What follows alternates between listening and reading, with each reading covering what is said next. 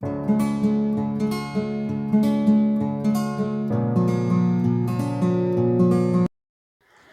বন্ধুরা, সবাই কেমন আছো? আশা করি সব ভালোই আছো। আজকে আমি আপনাদের সাথে ডিম ফুলকপির রেসিপি শেয়ার করছি। সেই উপকরণগুলো আমি সব এক এক করে বলে দিচ্ছি।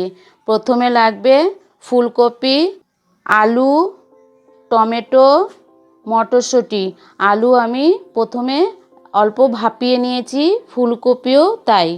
লবণ, হলুদ, আদা, জিরের গুঁড়ো, ধনের গুঁড়ো একসাথে, লঙ্কা চেরা আর রঙের জন্যে কাশ্মীরি গুঁড়ো লঙ্কা, সর্ষের তেল, ধনেপাতা, ডিম সেদ্ধ করে রেখেছি।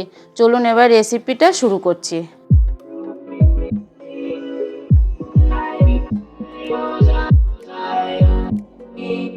কড়াই বসিয়ে দিয়েছি। প্রথমে দেব সর্ষের তেল। তেল গরম হয়ে গেছে, এবারে ডিমগুলো আমি ভেজে নেব।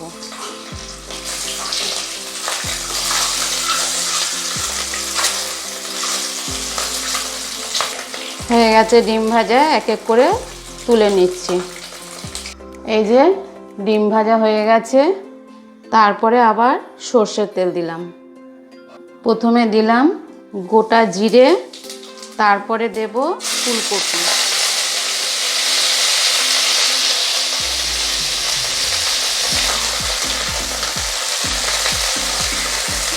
ফুলকপি ভাজা হয়ে গেছে, ওর মধ্যে এবারে দেব আলু, তারপরে দেব মটরশুঁটি, দেব ধনের গুঁড়ো আর জিরের গুঁড়ো সব দিয়ে দেব। দেব কাঁচা লঙ্কা, তারপরে দেব আদা পেস্ট, দেব লবণ, তারপরে দেব হলুদ গুঁড়ো,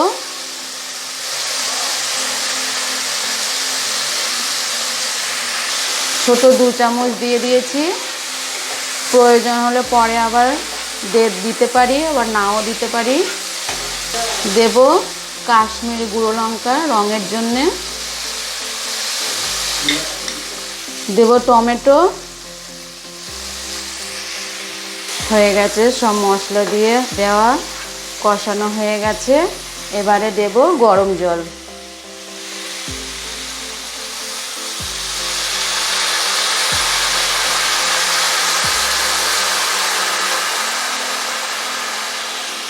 তারপরে দিয়ে দেব যে ডিমগুলো ভাজা করে রেখেছি, সেই ডিমগুলো এক এক করে দিয়ে দিচ্ছি। দেব ধনেপাতা কুচি।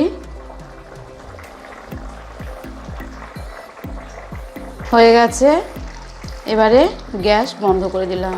দেখলেন কিভাবে ডিম ফুলকপি আলুর রেসিপি তৈরি করলাম। আপনারাও এইভাবে বানাবেন, বানিয়ে কেমন হলো কমেন্ট বক্সে জানাবেন। লাইক করবেন, শেয়ার করবেন আর সাবস্ক্রাইব করবেন। সবাই ভালো থাকবেন। ধন্যবাদ।